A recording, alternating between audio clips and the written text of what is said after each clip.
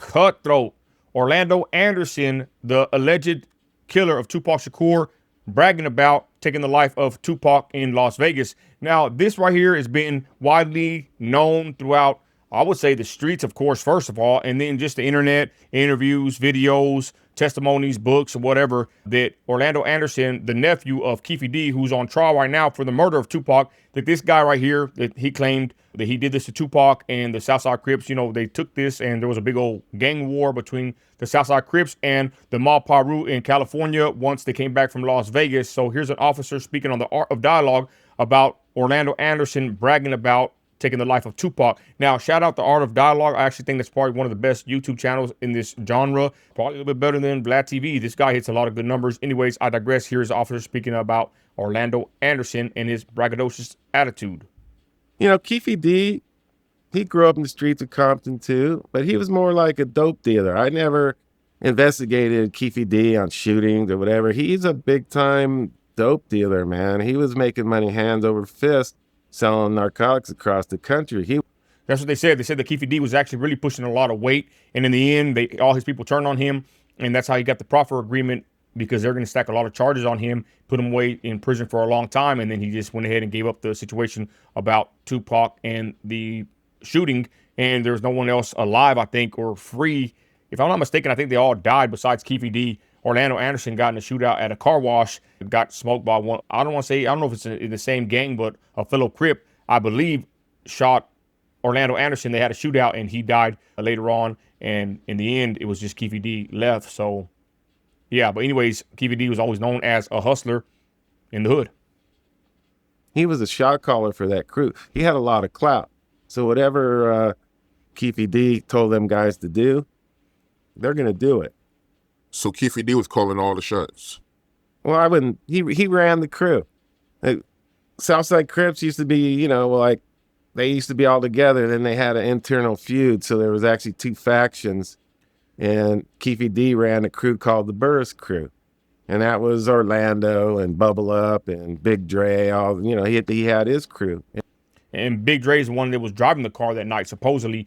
And yeah, he's right. Once you are the man, especially in the gang, and you push the weight, you got the money, you got the power, you got the clout in the neighborhood. So yeah, it makes sense that Keefe D was the one with the money, power, and muscle, because he was a man with the money. This guy would talk about how they would wear suits. He said that basically P. Diddy and all them would copy them with the Cristal and all the stuff they would drink and the suits they would wear, because back in the day, everybody didn't want to be a rapper, basically. Rappers wanted to emulate street guys back in the day, and I've heard Keefe D say that that's what they were, and I kind of believe the guy, because I think some stuff that he says, yeah, he might stretch the truth here and there, but I think some things he does recollect, and you can hear him talk, Keefe D, in certain interviews, and I think he was right about that he was a major figure in the hood, and he was a major player with a lot of money, and I believe a lot of things that he said, or not everything, but a lot of what Keefe D says. Anyways, my bad.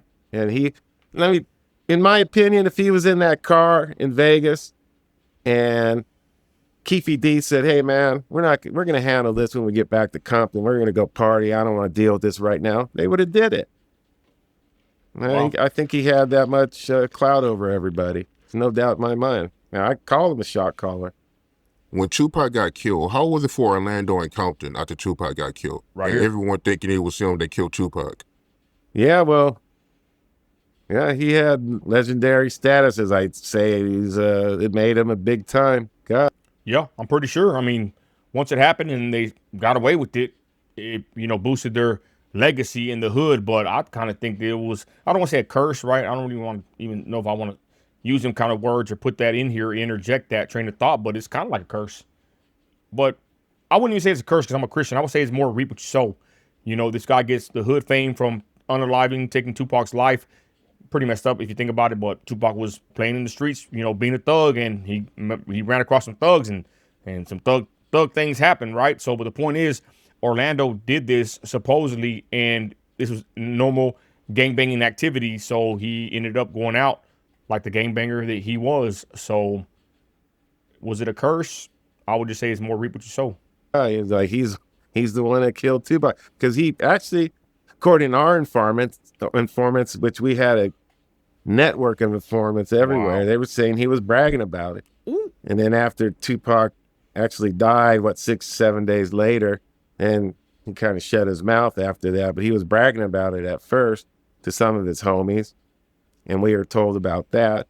But hey, man, if you're the one that killed one of the biggest rap stars of all time, you're gonna be famous. So True. he didn't get to deal with that, notoriety for too long, because it was only a year and a half after where he was killed. Damn.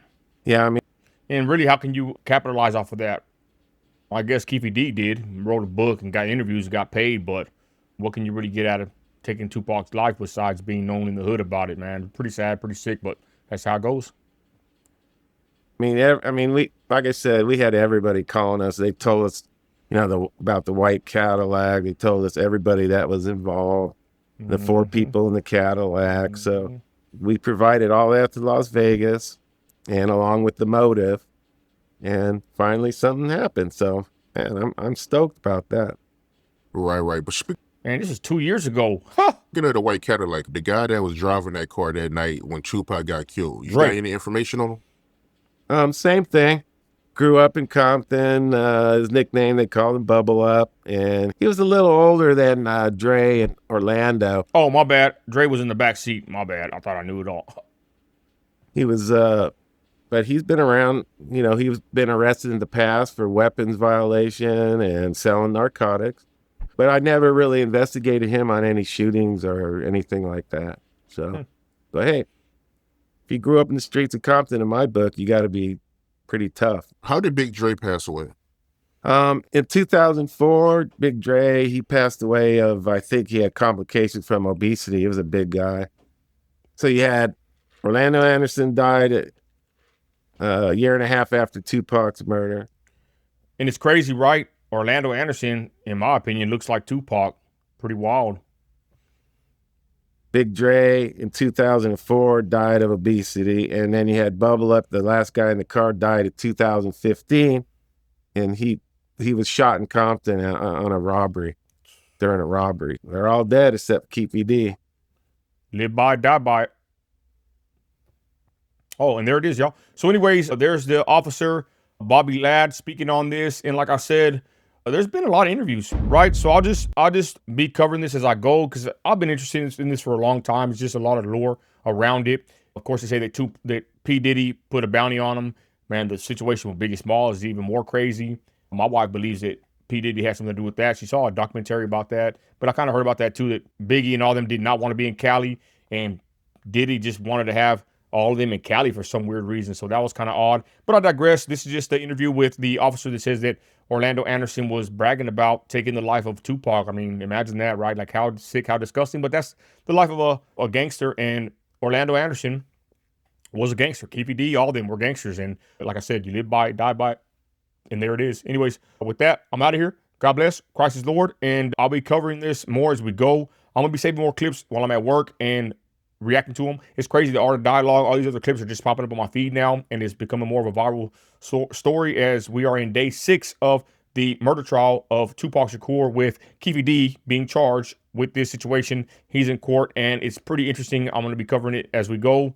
Wild situation, and that's how it is whenever you live that life. Crazy how years later they can come and get you for something like this. I'm out of here.